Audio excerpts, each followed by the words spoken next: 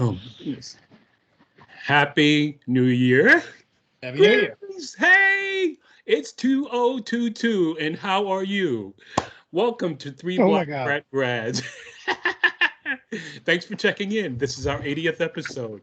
Wow, we made it to 80. We are old, guys. We're very old.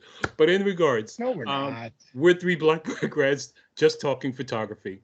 My name's Kenneth Nelson. I'm here with my very good friends, Mark Skinner with the Happy New Year hat on, Greg Cleghorn with those sunglasses and Live that. from Barbados, baby. Live from Barbados.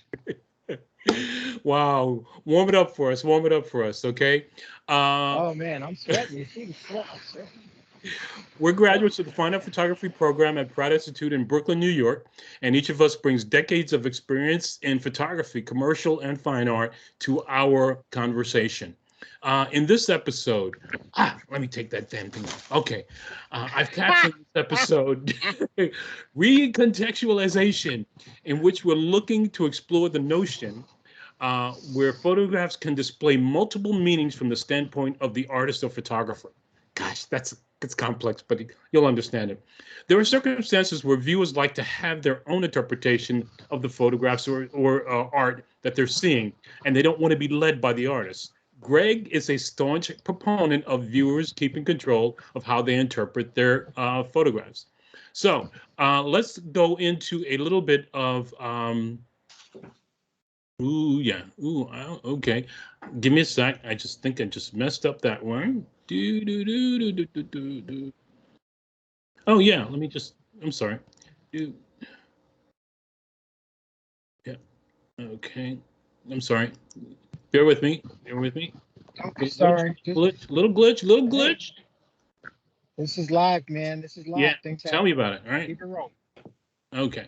So let's share this screen. And just to go over the concept of what I'm trying to get at. Contextualization, the definition. To a place or the study in context, the book contextual, an example, a book contextualizes Melville short fiction. Also contextualization.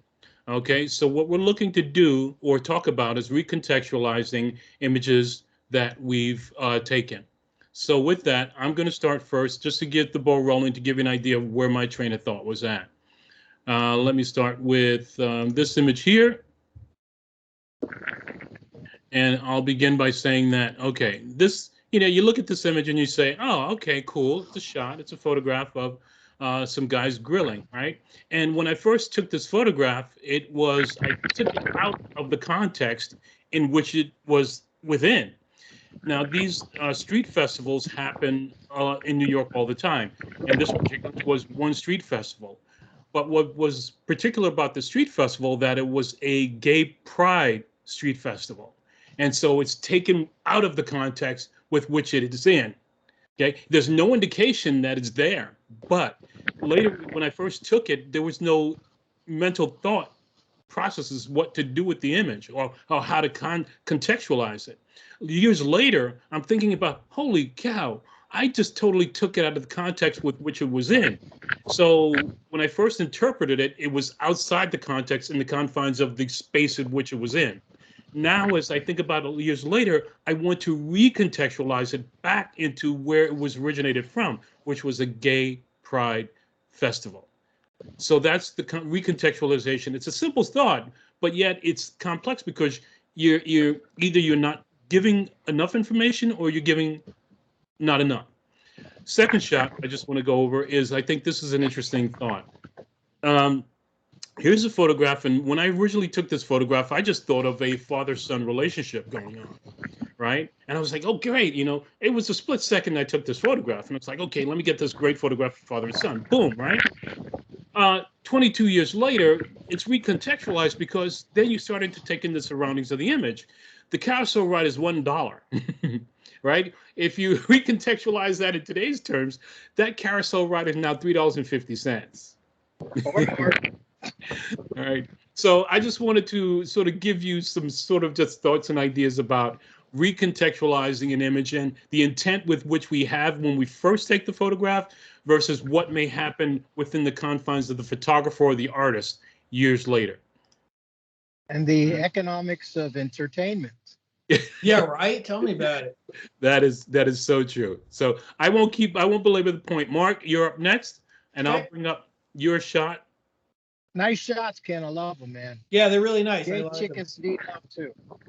Thank you All so much. right, I will eschew obfuscation here for you, meaning I will get rid of all the superfluous things, and I will say that recontextualization, as I understood it from your original title, was the actuality of photographing any object, place, or person. If you see something, it exists, and then to photograph it recontextualizes it as a two-dimensional work of art. Whether it's black and white or color, it doesn't matter. Just the idea that you have decided that that limited viewpoint, that usually a quadrilateral viewpoint of anything, should be recontextualized is recontextualization. Hmm. That's on one level. Now, if you look at this photograph, this is a photograph, very famous photograph by Andre Kertész.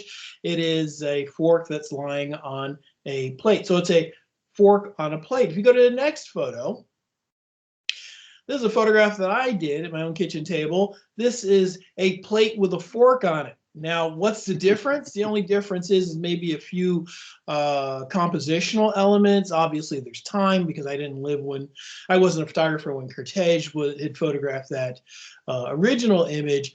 But in the years since I had seen that original image, it is sort of bounced around in my head as an image that I liked compositionally and thought about the shadows and directional lighting, so much so to the point that as soon as I saw this, quite honestly, unintentional juxtaposition of objects on my kitchen table, I had my camera in my hand at the time and I went, oh wow, I got to take this photo, and took it. I knew it looked vaguely familiar, but my mind had already recontextualized that photograph into a memory, and that memory I recontextualized as another photograph. So recontextualization is really kind of another way of saying interpreting, but it encompasses so much more than just a simple interpretation of something. I think an interpretation, we're so familiar with that term and what it means that it does a disservice to the act of truly recreating something or repurposing something. That's something we talked about in the previous episode, where I was saying that we are far more creative these days and not as much imaginative, because we kind of recompose and recontextualize a lot of the data that we consume, whether it's books or movies or television or YouTube or photographs or paintings or quilts or whatever it is, or sculptures and just real life. And we recontextualize all of that, for lack of a better term at this point, data in our minds. And we use it to create images, and then we use it to take images as photographers that are, in many cases, very reminiscent of other images. And that's really all I had to say. Good thoughts. Good thoughts. I agree, because I think there's we're so human in our humanity that we cannot be sliced down to one iota as perfection in any way, shape, or form. So everything that we do is a moving object, and it's always subject to change from moment to moment. That's really one of the things I wanted to get at. So great job. That's what I was saying before. Like every instance has a secret. We don't know what's happened before or after, unless it's a video clip. But that one instance of a photograph, and that's what makes a photograph so much more than what it seems. I mean, we take them for granted because we see thousands of them in the course of a year. But the truth is, each one can be special because it selects a moment in time. You know, Greg always talks about the decisive moment. Well, it's really kind of that moment after the decisive moment, after you've decided to take that photograph, the instant you've captured. You know, whether it's just a bowl of fruit sitting on a table in sunlight or whatever, that all has all that information embedded in that. And as viewers, we are charged with trying to interpret as much out of that interpretation or that recontextualization that we are viewing Mhm. as the original art, the artist originally intended. Yep. Yep. Gosh, man, it makes so much beautiful sense, man. I think we lost Greg, but let's just oops, you continue on. Uh, Okay, I'm okay. back. I'm back. I'm Okay, back. Greg. Hey! Good. Thanks for joining. Thanks for Hey! coming back, Greg. Hey, Greg, it's up to you now. This is your shot. Okay, it's on me. You know, and these, I gotta get this quick because these Roman charges are gonna cost me a fortune. Damn it! Did I lose you guys again? Oh no, there you go. All right. Hey, you know, I'm down here in the tropics and being an island boy myself. This is well, half. You know, my dad's from St. Kitts, Nevis. But just being down here with everything is colorful. These tropical colors are just bowl you over, just draw it in. Color therapy if you need that kind of stuff, which I do. But you know, the first shot I had up is like, you know, just the amazing, amazing, amazing colors that you see, you know, in the islands, tropical zones, any place in the world. It just bowls you over. And I come from New York where everything's kind of gray and steel and glass and mirrors. Can't wait to get to that new building they have in Midtown. It's all glass and mirrors. I'm not sure if you guys have been there or not yet. But I mean, for a city guy or a city event, that works for there. Here, it's all about the color. And they, okay, go on to the next one, Ken. Hope you're still with me. Yep, still there. There's the next Yeah. one. All right. And this one, you know, as being trained, you know, in fine arts at Pratt, when you take the color out of something, just like Mark was saying, you know, you take the color out of something, it totally changes. Well, for me, I don't know, I can't speak for anybody else, but contextually, you know, it just becomes a grayscale and a, what did they used to call that? Oh, Halftone? yeah, well, no, not half tone, Because that's specific to which printing. is a gray study. Grayscale. Yeah, This- you know, it's just a gray study in imagery. Photography is, you know, it's great in what it does, but then when you take the color out of it, you're forced to see it differently because your eye, it's not natural for the human eye to see it. That's not our uh, purview unless you get a, you know, true good silhouette or something like that.